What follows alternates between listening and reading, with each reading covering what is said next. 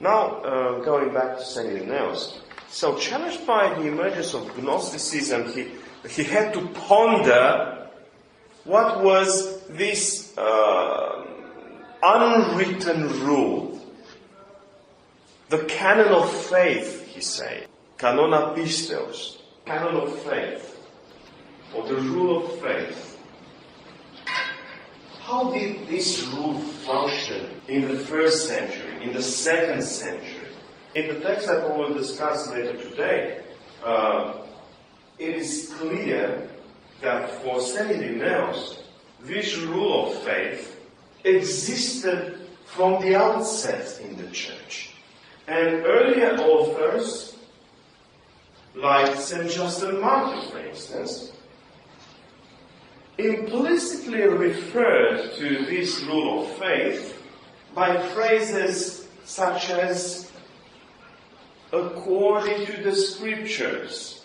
That is, we preach Christ according to the Scriptures, which was a phrase already consecrated by St. Paul, and it's part of our creed today. Another earlier author, the pseudo Barnabas, how do you pronounce in English? Barnabas, how do you pronounce in English? Barnabas? Barnabas. Whatever. In his letter, mentions explicitly the canon of faith, understanding it as both a sum of beliefs or doctrines and a system of reference or an interpretive framework.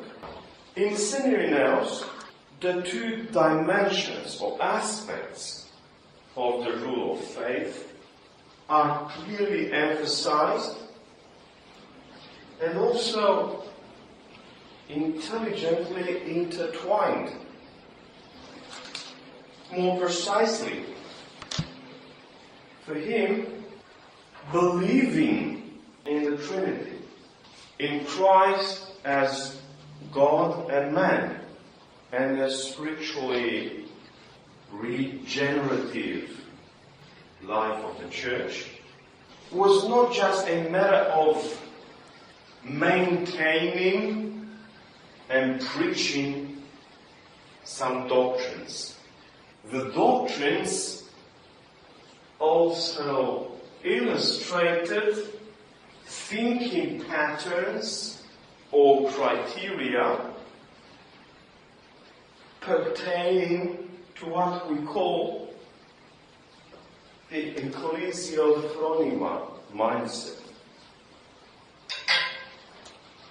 Likewise, the ecclesial phronema was taken by St. Irenaeus to be the only authoritative rule of interpretation.